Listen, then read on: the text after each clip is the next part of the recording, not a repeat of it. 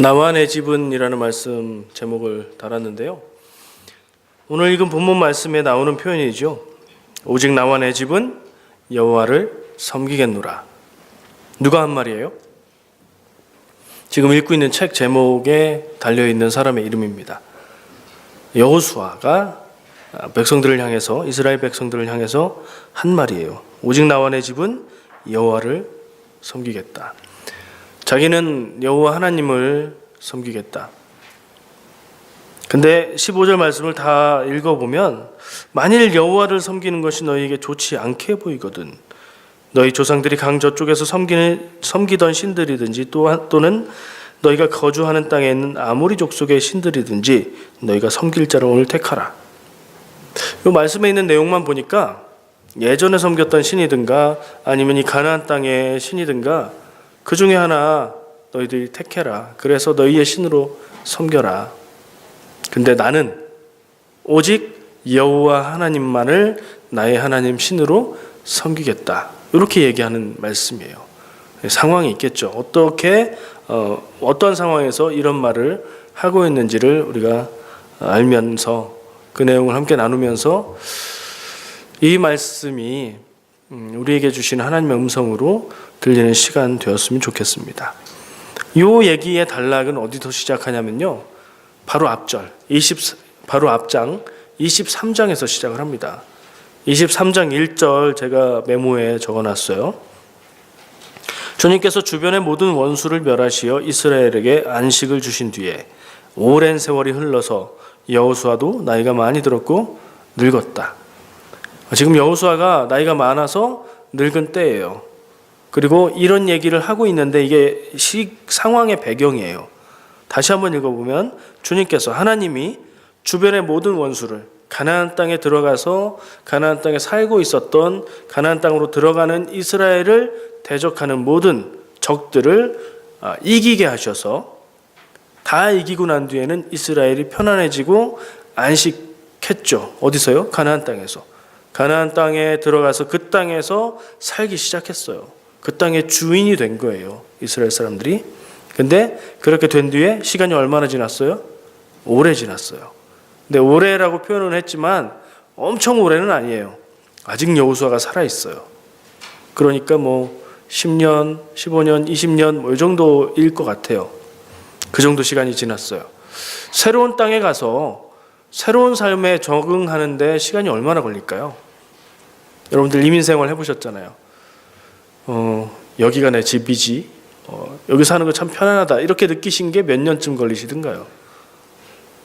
한 3년, 5년 때마다 제 경험을 돌아보면 점점 적응은 되어 가는데 해마다 느낌이 다르더라고요. 한 10년 되면 어떨지 모르겠고 15년 되면 또 다를 수도 있겠고 그래요. 근데 점점 더 새로운 환경에 적응이 돼가는 건 확실한 것 같아요. 지금 23장 1절에서 이야기하고 있는 얘기는 이스라엘 백성이 가나안 땅에 들어가서 살기 시작을 했는데 이제는 천티를 다 벗은 거예요. 광야에서 텐트 치고 살던 그런 느낌은 이제 없어요.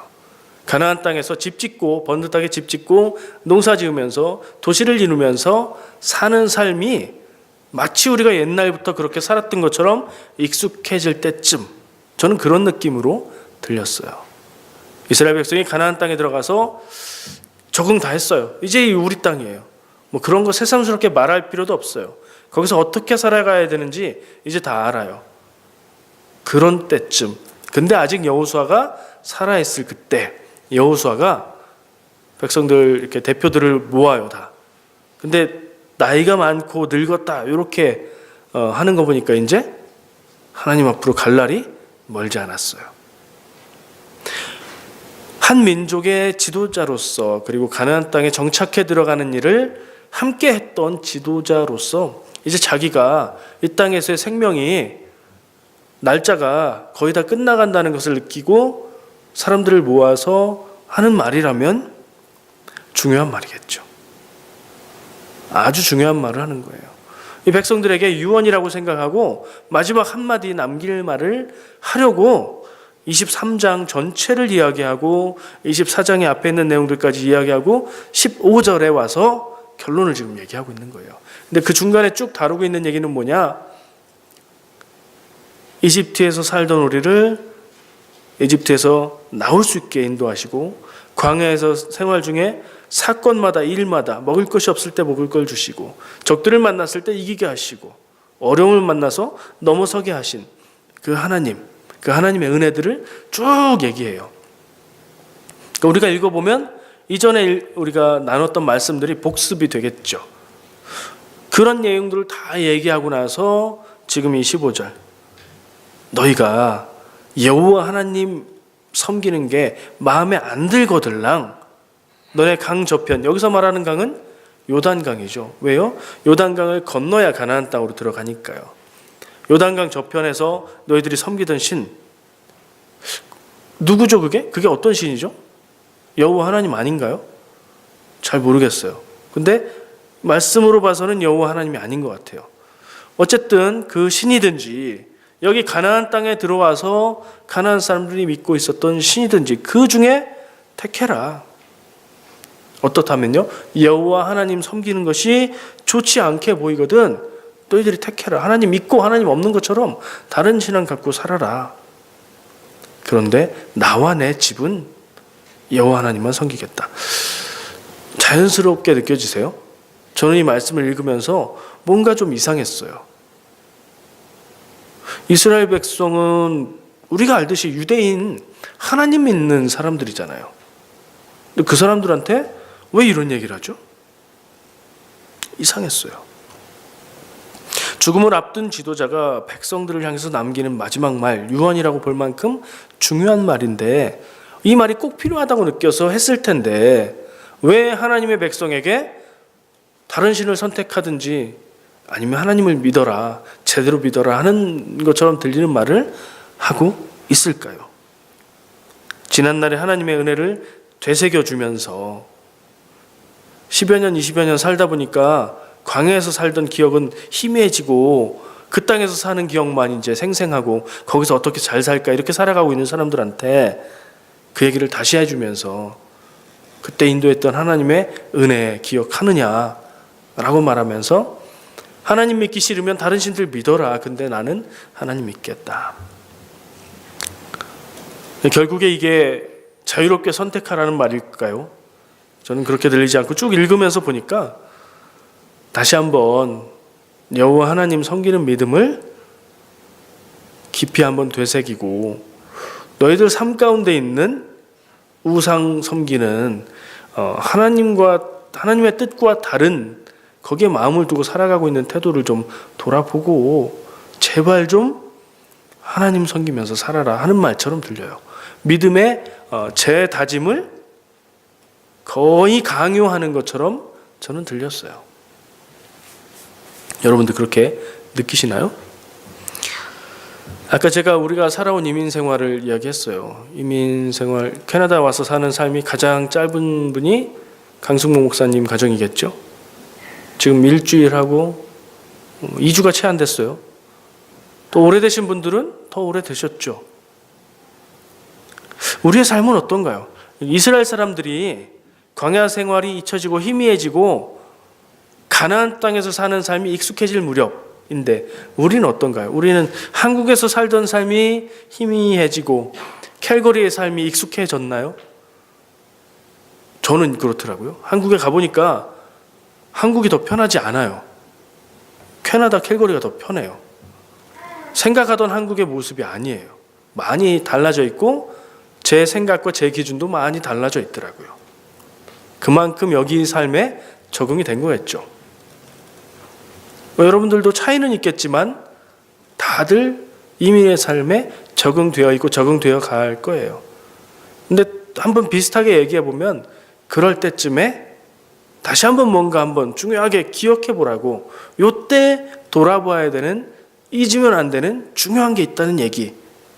이스라엘 백성에게는 여호와 하나님께서 너희들을 인도하셨고 항상 함께 하셨고 그 은혜를 잊지 말고 그 믿음을 지켜라 하는 말로 하고 있는 것이라면 우리에게도 이때쯤 들어야 될 음성이 있지 않을까.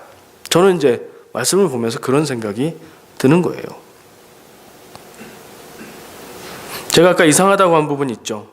다른 사람들도 아니고 이스라엘 백성한테 왜 하나님 섬기라는 말을 해야 될까? 간단하죠. 여호와 신앙이, 하나님 믿는 신앙이 제대로 안 돼 있으니까요. 그리고 여기서 얘기하는 바들을 힌트를 삼아서 보면 적어도 지금 이 시점에 있는 이스라엘 사람들에게 강 저편에서 섬기던 그 믿음, 혹은 14절 바로 앞절에 보면 이집트에서 섬기던 신 얘기도 하거든요. 그런 믿음, 혹은 가나안 땅에서 사람들이 믿는 그 믿음, 그 신에 대한 얘기를 지금 하고 있어요. 그런 요소들이 유대인으로서, 이스라엘 사람으로서 하나님의 백성으로 살아가고는 있는데 적어도 살아가는 삶의 양식이나 생각이나 사고방식이나 문화나 이런 데에 우상숭배적인, 이방적인 요소들이 있었던 것 같아요. 최소한 저는 그렇게 봅니다. 그리고 최대한까지 잡으면 우상숭배를 하는 거죠. 하나님 믿는 백성임에도 불구하고 하나님 말고 다른 신들을 섬기는 거예요. 그것도 있었을 것 같아요. 이미. 왜냐하면 이제 뒤에 나오는 사사기로 넘어가면 우상숭배가 가장 중요한 부분으로 언급이 되고 큰 죄로 대두가 되잖아요. 이미 있었을 것 같아요. 왜 그런 일들이 있을까요? 그러니까 그거는 지금 보면서 짐작하는 현상이고, 왜 그런 일들이 있었을까를 짚어보는 게 참 중요할 것 같아요. 하나님이 만드신 백성이에요. 왜 하나님이 만들으셨다고 하죠? 이스라엘 백성의 시작은 어디서 시작해요? 누구에게서? 모세요? 모세보다 더 가면요, 아브라함이잖아요. 아브라함은 딴 동네에서 잘 살던 사람이에요. 근데 하나님이 아브라함을 불러서 아브라함에게 말씀하세요. 떠나라고. 근데 이미 아브라함도 하나님의 부름을 받았지만 그 가족과 그들의 문화 안에서 섬기던 재래신앙이 있었어요. 그걸 가지고 살아가던 사람을 불러서 하나님 신앙으로 삶을 바꿨고, 그 믿음을 성장시키면서 그의 자손들을 통해서 하나님의 믿음이 생기게 하셨죠. 모세를 통해, 모세 얘기 나오니까 이집트가 생각이 나네요. 이집트에서 400년 넘게 살았어요, 이스라엘 백성들이. 그러면서 번성했어요. 이집트에서 살면은 어느 법을 따르면서 살았을까요? 이집트 법을 따르면서 살았어요. 법만 따랐겠어요? 그 문화를 배웠고 그 문화 속에서 살았겠죠. 지금 우리나라가, 한국이 30몇 년 지배받았던 일본 문화가 한국 사람들 생각과 언어와 습관 속에 많이 들어있죠. 400년 그렇게 됐으면 어떨까요? 그 사람들은 이집트 사람처럼 살고 있었어요. 그들의 문화와 삶 가운데 이집트의 종교가 아주 깊이 박혀 있었을 거예요. 그러니까 이집트 얘기도 하는 거예요. 또 결정적인 부분이 있더라고요. 제가 곰곰이 보니까 이스라엘 사람들이 가나안 땅에 들어가기 전까지는 그들의 삶의 형태가 뭐죠? 떠돌아다니는, 유랑하는 사람이에요. 그래서 텐트 치고 살아요. 텐트 치고 살고, 가축을 데리고 가축을 먹이고, 그리고 하나님이 주시는 만나를 갖다가 식량으로 삼아서 먹고, 이게 그들의 삶의 형태예요. 그렇게 사는 사람들하고 가나안 땅에 들어오면 자기 집 있고 좀 더 편안하게 살고 좀 더 세련되게 살고 농사 지으면서 사는 사람하고는 문화가 달라요. 그 말하자면 유랑하던 사람들이 정착하는 삶으로 삶이 변했고요. 목축과 채집을 하던 사람들이 농사를 짓는 삶으로 삶이 바뀐 거예요. 근데 우상숭배라고 이야기하면서 언급되고 있는 신들의 이름을 살펴보면 대개가 다 농경의 신이에요. 풍요의 신이에요. 거의 다가 그래요. 여호와 하나님은 그들을 인도하셨던 하나님이고, 전쟁에 이기게 하시는 전쟁의 하나님이고, 그리고 유랑민의 하나님이었어요. 근데 이제 그들에게 필요한 것은 농사를 잘 되게 만들어주는 신이 필요하고, 정착해서 살아가는 도시 생활에 맞는 축복을 내려주는 신이 필요했던 거예요. 지금 우리는 하나님을 우리의 시각으로, 현대인의 시각으로 하나님이라는 넓은 개념으로 생각을 하지만, 그때에 살았던 이스라엘 사람들이 온전히 하나님을 알고 하나님이 뜻하는 바를 다 알면서 그 믿음을 가졌을까? 우리도 못 그러는데요. 우리가 하나님을 다 이해합니까? 못해요. 우리가 경험하고 우리가 이해할 수 있는 만큼만 하나님을 알거든요. 그때 사람들도 마찬가지였다고 생각해 보면 분명히 그들 삶과 믿음과 사고방식과 문화와 이런 데에 우상 숭배와 이방 신앙의 요소들이 들어있을 거고, 그리고 그런 신들이 필요함으로 농사를 잘 짓기 위해서 그 신들에게 제물을 바치는 제사를 했을 거고 그랬을 것 같아요. 그런 생각을 해보니까 이 여호수아의 걱정과 마지막 말씀이 유효하다, 꼭 필요한 말씀이었구나 하는 생각을 하게 돼요. 내 삶에 이런 순간이 있다, 이런 주제를 제가 적어놨어요. 이스라엘 백성이 하나님이 인도해서 하나님이 살게 해주신 땅, 가나안 땅에 들어가서 그 땅에서 사는데, 지금 얘기한 바에 의하면, 제가 생각해 본 바에 의하면 거기 들어가서 지금 하나님 섬기는 게 아니라 딴만 먹고 살고 있는 모습이죠. 우린 그렇지 않나 생각을 할 필요가 있다 봅니다. 교회에 오면은 우리는 하나님 얘기합니다. 예수님 얘기합니다. 하나님과 예수님 그 사랑과 은혜, 그리고 세상 사람들이 알아듣지 못하는 교회 용어로 은혜롭게 대화를 합니다. 근데 세상에 나가면, 우리의 직장과 사람들 만나는 데 가면 우리는 또 다른 기준을 적용하고 살아갑니다. 아니라고 하는 분이 있었으면 좋겠습니다. 마음 가운데 아니요, 저는 사회에 나가서도 세상 사람들 만나면서도 교회하고 똑같은 기준으로 삽니다. 그러면 좋겠는데, 여러분들 100% 그렇게 하고 있다고 자신할 수 있습니까? 저는 자신할 수 없습니다. 교회 사역을 하고 있고 하나님의 말씀을 보고 하나님의 말씀을 전하고 있으면서도 세상의 삶 가운데서는 100% 그러지 못한 모습을 제가 발견을 합니다. 여러분들 어떠십니까? 대답 안 하셔도 되고요. 그냥 생각만 해보세요. 직장에서 일할 때 정말 하나님의 말씀과 하나님의 뜻과 그 기준으로 모든 것을 적용하면서 이웃을 사랑해야지 하면서 친구와 동료와 사랑하면서 내 것을 주면서 이렇게 살아가십니까? 아니면 나를 불편하게 만드는 동료 쟤 때문에 미치겠어, 이런 마음으로 살아가십니까? 그럴 수 있죠. 세상에서 삶이 그럴 수 있어요. 교회에서는 하나님, 세상에서는 다른 기준으로 살아가는 크리스천 많을 거라고 생각하고요. 다 그럴 거라고 생각하고요. 그 정도의 차이가 좀 있을 것이다, 이렇게 예상을 합니다. 저만 쏙 빠질 생각 없습니다. 저도 세상에 나가서 장보러 다니면서 일 보고 할 때는 다르지 않다는 생각을 합니다. 교회는 다니지만 하나님의 뜻 말고 다른 기준으로 세상을 살아가고 있는 우리의 모습 찾아보면 찾을 수 있을 거요.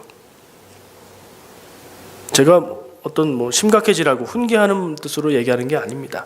이스라엘 사람들의 삶의 모습이 그랬을 것이고 우리의 삶도 당연히 그럴 것이고 그런 얘기를 하고 있는 거예요. 이건 현실이에요. 현실이 그렇다고 해서 그러면 우리는 그저 그렇게 살아가야 되는가 하는 질문을 하면 얘기는 달라져요. 다르게 살 수 있어요. 하나님 앞에서 살 수 있어요. 순전히 하나님 앞에서 살 수 있어요. 우리가 못하는 것뿐이에요. 하기가 어려운 것뿐이에요.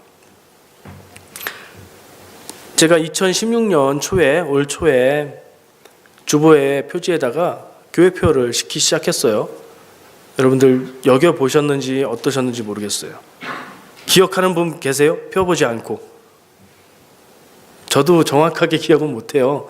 말하라고 하면 뜻은 같지만 좀 다른 말을 할 거예요. 한번 펴보세요. 넘겨서 보세요. 뭐라고 써 있어요? 표지에 청소하는 사진 밑에 보면 그거 말고요. 날마다 하나님 앞으로 더 가까이. 그런 뜻에서 저는 이런 표현을 생각했어요. 우리 삶 가운데에 순전한 하나님의 뜻 100% 하나님의 뜻을 따르면서 살지 못할 텐데, 그럼 어떻게 할 것인가? 그 부분을 발견하고, 그리고 그 부분을 지워내고, 그 부분을 청소하고, 그 부분을 다르게 결단하고, 하나라도 조금이라도 더 하나님 앞에 가까이 가는 삶을 1년 동안 살아보면 좋겠습니다. 우리 성도 모두가 그런 의미로 그 표어를 적었던 거예요.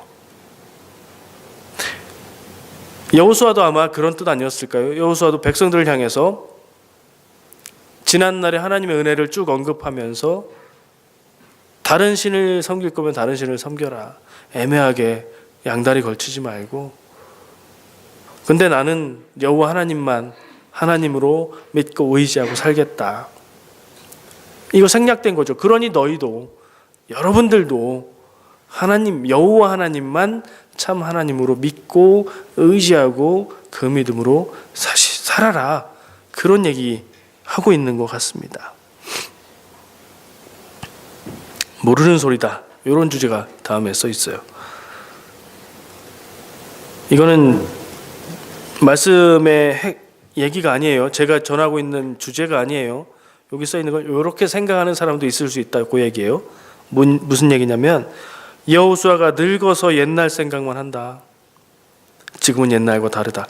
이런 말 그때 했을 것 같아요. 여러분들 지금 젊은 분들 그리고 여러분들 젊었을 때 부모님이 옛날 얘기하시면서 6.25 때는 말이지 혹은 뭐 요만한 방에는 몇 명이 살았고 뭐 먹고 이런 얘기하면 목소리를 내서 말을 하든지 속으로 생각만 하든지 그건 옛날 얘기고요. 지금은 그렇지 않잖아요. 이렇게 얘기하잖아요. 그러니까 여호수아가 지난날 하나님의 은혜를 쭉 얘기하고 나서 하나님만 섬기자 이렇게 얘기하면 아유 나이 드셨구만. 몰라서 하시는 말씀. 가나안 땅에서 사는 삶은 그런 거 아니에요. 라고 말하는 사람들이 있었을 것 같아요. 그 밑에는 비슷한 거를 적용을 한번 해봤어요. 목회자가, 제가 아니라 일반적인 목회자가 설교하면서 혹은 신앙에 대해서 이야기하면서 하나님 믿는 믿음으로 믿음만 가지고 사십시오. 믿음으로 살아나가면 하나님께서 채우시고 다 주십니다. 뭐 이런 얘기하면 목사니까 그런 소리 하지. 뭐 이런 생각. 목사님은 삶에 대한 걱정 없으니까 그런 얘기 할 수 있죠. 우리가 사는 세상은 목사님의 세상과 달라요. 이런 생각 있으시죠? 그런 생각 해보셨죠? 안 해보신 분도 계시겠지만요. 대체로 저도 어떤 분한테는 그런 생각이 듭니다. 이건 현실이고요. 자연스러운 모습인 것도 같아요. 근데 거꾸로 생각해봤어요. 저는 어쩌면 하나님 믿고 하나님 의지하고 살려고 애쓰고 있지만 우리의 삶이 하나님과 좀 멀리 떨어져 있어서 그 얘기들이 구름 잡는 소리, 동떨어진 얘기, 몰라서 하는 소리로 들리는 건 아닌가? 저를 포함해서요. 여러분들에게만 하는 말이 아니에요. 우리의 삶이 교회는 나오고 성경 말씀도 익숙하고 그렇긴 하지만 정말 하나님이 인도하시는 은혜로 살고 있지 않고 다른 거 의지해서 살고 있고 이미 하나님에게서 멀어져 있어서 그 얘기가 남의 얘기처럼 엉뚱한 얘기처럼 들리는 건 아닐까. 그런 생각을 한번 해봤어요. 그렇다는 건 아니에요. 그럴 수도 있다는 겁니다. 여러분들이 다 뭐 어떻다는 얘기를 하는 거 아닙니다. 한번 이렇게도 생각해 보십시오 하는 얘기예요. 그렇게 생각해 보면 그런 부분도 있는 것 같아요.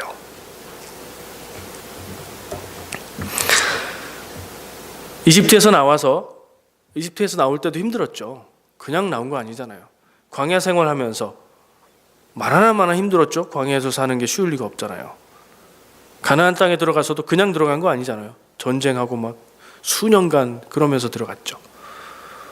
이스라엘 사람들이 우리보다 참으로 치열하게 믿음 안에서 살았던 사람들이에요. 삶의 환경이 열악하면 열악할수록 하나님의 역사하시는 역사는 더 크죠. 왜요? 하나님을 더 의지하니까요. 그래서 이민 삶이 믿음이 자라기 좋은 토양이라고들 얘기를 해요. 한국에서보다 더 힘드니까. 근데 우리보다 이스라엘 사람들이 더 힘들었을 거라고요.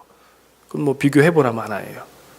근데 그렇게 치열하게 믿음으로 하나님 은혜로 살았던 사람들에게도 여호수아가 다른 신을 믿든지 하나님 믿든지 좀 해라. 왜 양다리 걸치지 마라. 이런 얘기를 할 만큼 그들의 삶이 변화되었다는 거 아니겠어요? 우리도 마찬가지겠죠.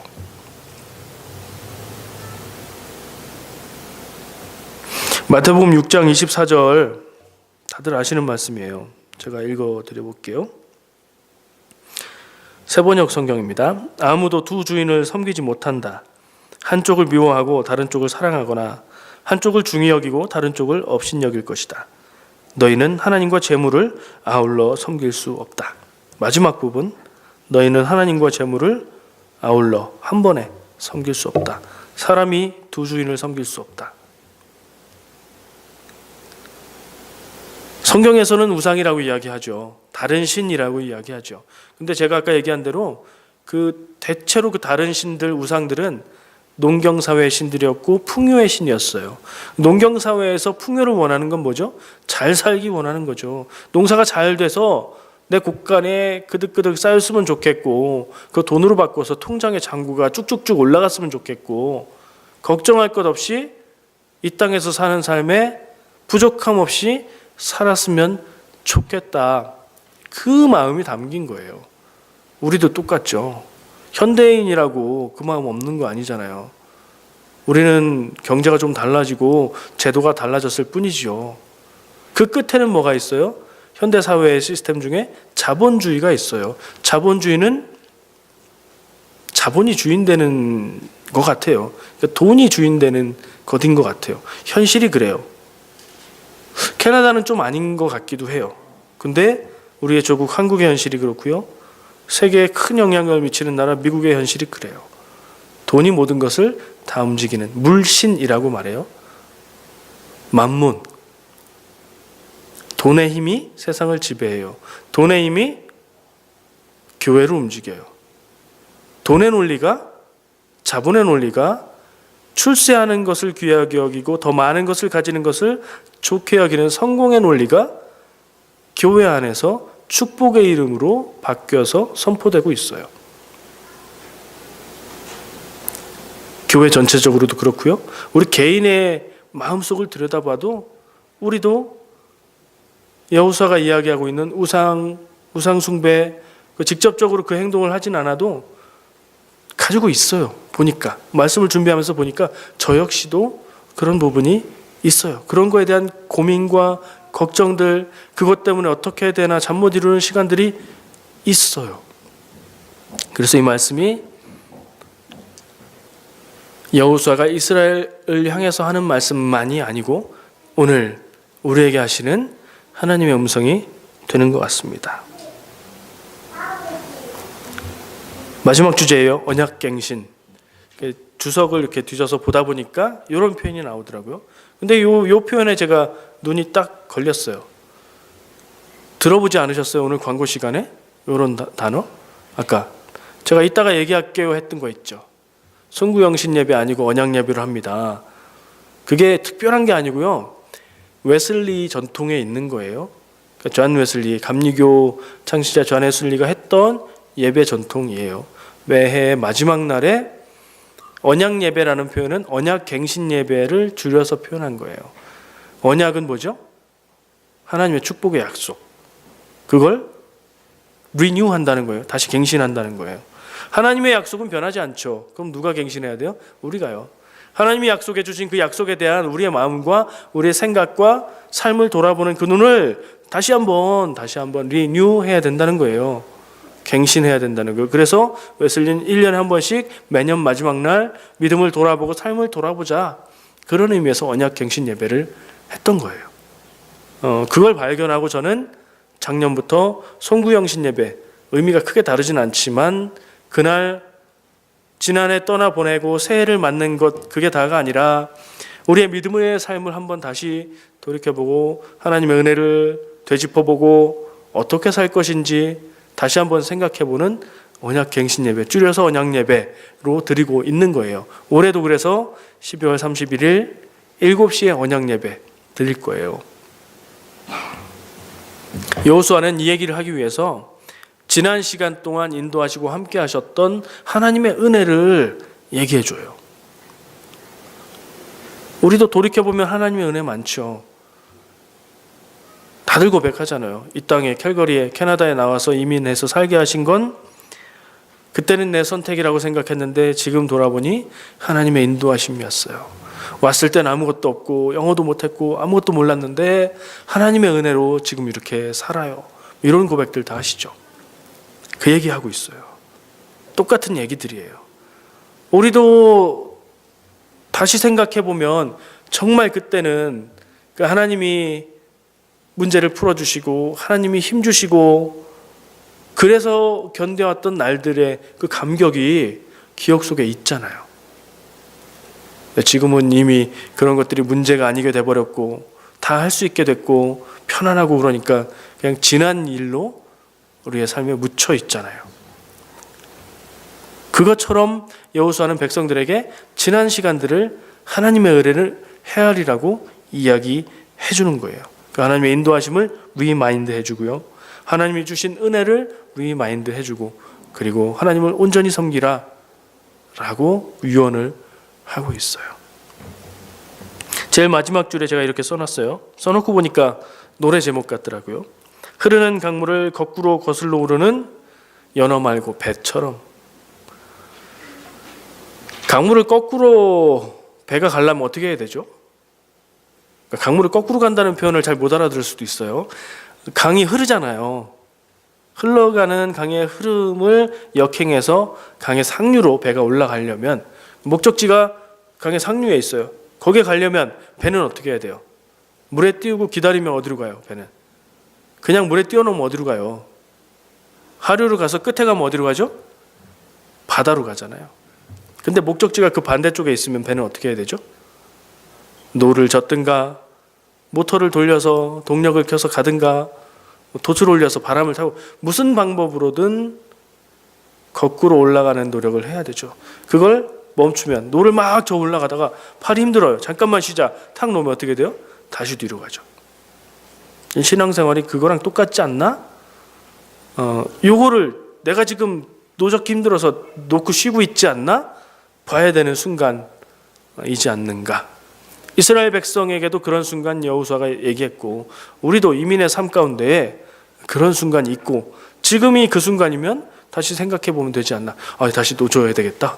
다시 내 목적은 하루가 아니라 상류인데 이걸 해야 되는 순간.